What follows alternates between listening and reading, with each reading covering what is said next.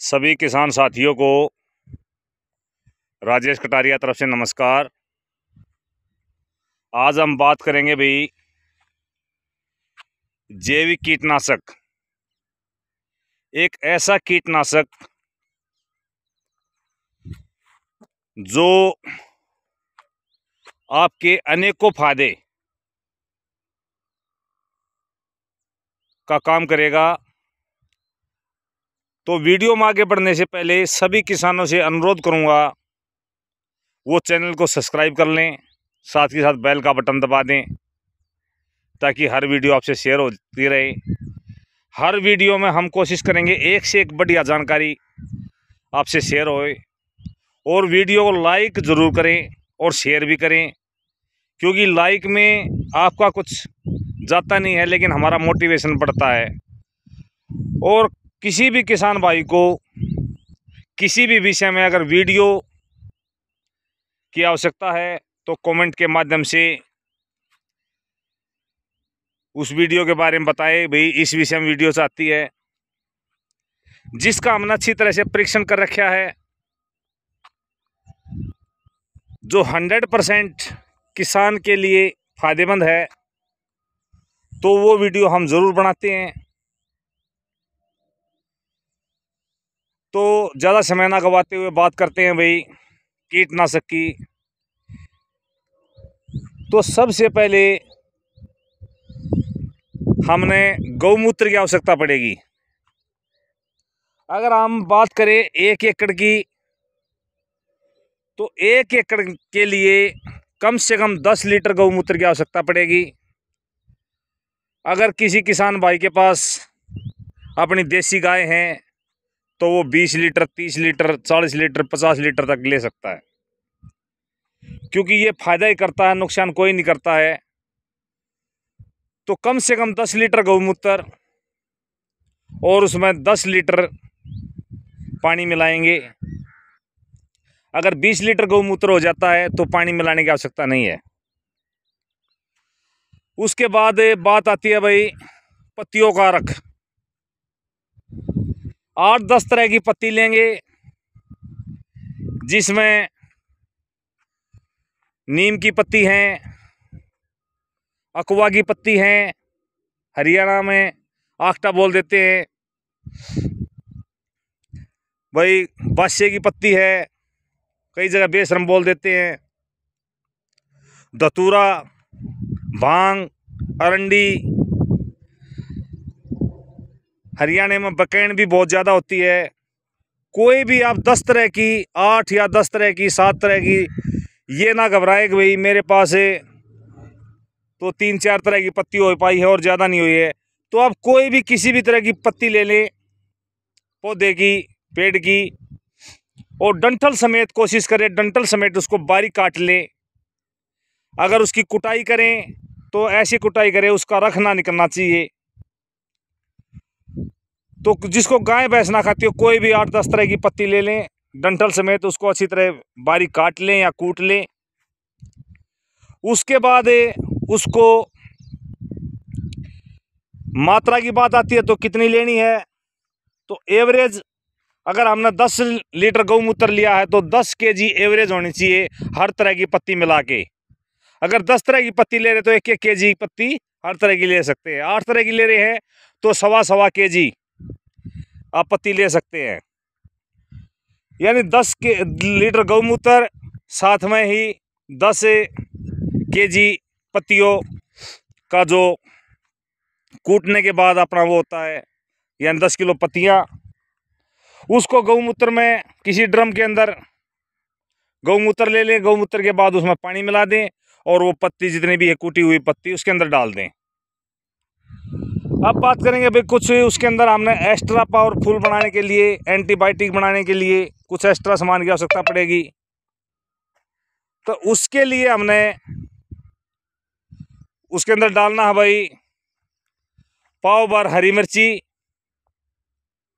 पाव भर लहसुन, पाव भर अदरक। कई जगह पाव भर भाषा को ना समझते हैं तो उसके अंदर 250 ग्राम आप लहसुन, प्याज, अदरक, करेला, हरी मिर्ची, लाल मिर्ची पाउडर तीखे वाली, और लगभग 100 ग्राम के आसपास जो खाने वाला तम्बाकू होता है वो ले सकते हैं। अगर वो ना मिले तो जो हुक्के वाला तम्बाकू होता है उसका जो चूरा होता है, गुड़ मिलाने से पहले वाला, गुड़ मिलाने के बाद नहीं, गुड़ मिलाने से पहले जो चूरा होता है वो चूरा डाल लें। इसको 15 से 20 दिन ऐसे सड़ने दें। सड़ने के बाद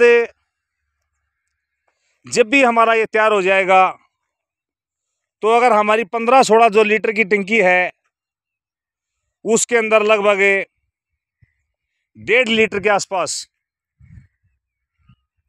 ये अपना लिक्विड कीटनाशक डाल दें, और साथ के साथ 100 ml के आसपास नीम ऑयल और लगभग 100 ml के आसपास एलोवेरा जूस। ध्यान रखिए 3 आइटम हमने मिलाने हैं। क्या क्या? पत्तियों का अरक लगभग 1.5 लीटर, दूसरी भाषा में कहूँ तो मैं 10%, नीम ऑयल लगभग 100 ml, एलोवेरा जूस लगभग 100 ml। अगर आपकी फसल छोटी है, 1 महीने से कम की है, तो इसकी मात्रा आप नीम ऑयल की आधी कर लें, 50 ml के आसपास। 1 महीने से और 2 महीने के बीच की है तो लगभग 70 ml। 2 महीने से ज़्यादा की है तो आप इसमें 100 ml। इसी तरह एलोवेरा जो जूस है, कई भाई क्या होता है, एलोवेरा जूस बाज़ार से लेके आते हैं, वो कॉस्टली पड़ता है। कोई भी एलोवेरा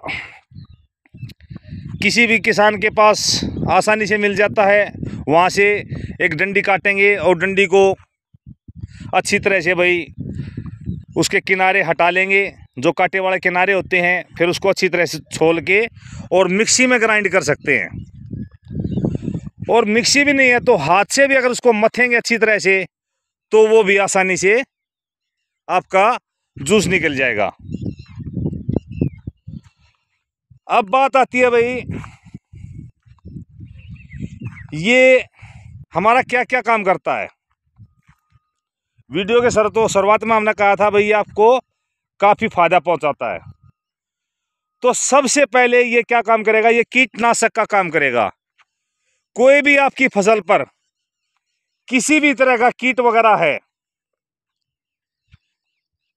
चाहे इल्ली लार्वा वगैरह बोल देते हैं, सुंडी बोल देते हैं, गोब की सुंडी बोल देते हैं, या भी आपकी थ्रिप्स है, या भी आपकी वाइट फ्लाई है, या और भी अन्य तरह का कोई भी कीट पतंगा रस चूसने वाला हो, हर तरह के कीटों पे ये रामबाण इलाज है। दूसरा इसका प्रॉफिट आपको क्या मिलेगा, नीम ऑयल और एलोवेरा जूस, और साथ के साथ हमने गौमूत्र के साथ अपना कीटनाशक बनाया था। तो ये आपका कीटनाशक के साथ साथ ग्रोथ प्रमोटर का काम करता है। अब किसी भी फसल के अंदर, चाहे आपकी बागवानी की फसल है, चाहे भाई आपकी आम, गेहूं, धान, चना, सरसों, सोयाबीन, कोई भी आपकी फसल है, चाहे आपकी सब्जी वर्गीय फसल है, चाहे आपकी दलहन वर्गीय फसल है, हर फसल के अंदर ये काम करेगा। पहले कीटनाशक का काम करता है, दूसरा ग्रोथ प्रमोटर का काम करता है। अब बात आती है अभी तीसरा काम क्या करेगा। तीसरा काम करता है ये हमारा फंगीसाइड का। कई बार हमारी फसल में फंगस आ जाती है और किसान को पता भी नहीं लगता, और कई बार जब उसको हमको पता लगता है तो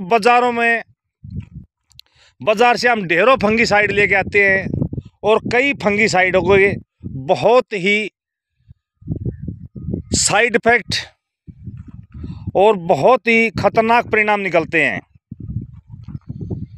क्योंकि जो सिस्टमेटिक फंगिसाइड होता है वो हम जैसे पत्तों में लगाते हैं तो पत्ते के साथ साथ तने के अंदर घुस जाता है और तने के साथ साथ जड़ों के अंदर जाता है। अगर हमारा फ्रूट की कोई भी हम खेती करते हैं तो फ्रूट के अंदर घुस जाता है और उसका जो असर होता है वो कई बार 15 से 20 दिन से ज़्यादा भी रह जाता है, कई बार 30 दिन तक रह जाता है। और वो जो फ्रूट हमारा हार्वेस्टिंग का समय आ जाता है, कई बार हमें उस समय फंगिसाइड का इस्तेमाल करना होता है, तो वो हमारे लिए काफ़ी हानिकारक हो जाता है। तो इस तरह से ज़्यादा से ज़्यादा जैविक की तरफ ध्यान करें। जैविक में सिर्फ आपको थोड़ी मेहनत एक्स्ट्रा करनी पड़ती है, क्योंकि जब हम रासायनिक कोई भी प्रक्रिया अपनाते हैं तो हमारी 1-2 स्प्रे में कंट्रोल हो जाती है, लेकिन उसका दुष्प्रभाव बहुत ज़्यादा पड़ता है। और अगर नकली दवाई लग जाती है तो हमने काफ़ी पैसा बर्बाद करने के बाद भी रिजल्ट सामने नहीं आता है। लेकिन अगर आप 10 पत्तियों का रख, नीम ऑयल, एलोवेरा जूस, तीनों का मिश्रण करके अगर स्प्रे करेंगे, हर 15 से 20 दिन में एक स्प्रे सब्जी वर्गीय फसल में। अगर भाई आप किसी भी तरह का बाग लगा रखा है तो लगभग 20 से 25 दिन के अंतराल पे एक स्प्रे, या जिस समय आपको ज़्यादा कीट का प्रकोप दिखाई दे या फंगस का प्रकोप दिखाई दे उस समय 15 दिन के अंतराल पे, नहीं तो महीने के अंतराल पे एक स्प्रे अवश्य लगाते रहे, क्योंकि ये खाली कीटनाशक काम नहीं करेगा, आपकी फसल में ग्रोथ प्रमोटर का भी काम करेगा और साथ ही साथ फंगस का भी रोकने का काम करेगा। तो बहुत ही शानदार इसके परिणाम है। आप इसको ज़रूर अपने खेत पर इस्तेमाल करके देखें और जितना ज़्यादा हो सके आप जैविक की तरफ ध्यान करें, क्योंकि आने वाला समय 100% जैविक का होगा। और कोई भी किसान भाई जब एकदम से रासायनिक खेती छोड़ के और जैविक खेती पे आएगा तो उसका प्रोडक्शन बहुत कम मात्रा में होगा, यानी कि बहुत ज़्यादा उसका प्रोडक्शन कम हो जाएगा, घट जाएगा। तो अगर वो धीरे धीरे जैविक खेती की तरफ अग्रसर होगा तो धीरे धीरे उसका रासायनिक से छुटकारा मिल जाएगा। अगली वीडियो में हम आपसे बात करेंगे, जो किसान भाई जैविक खेती करना चाहता है तो वो कैसे शुरुआत करे, स्टार्टिंग में कितना डोज लें, तो उसके विषय के ऊपर बात करेंगे। तो धन्यवाद दोस्तों, जय हिंद, जय भारत, जय माता दी।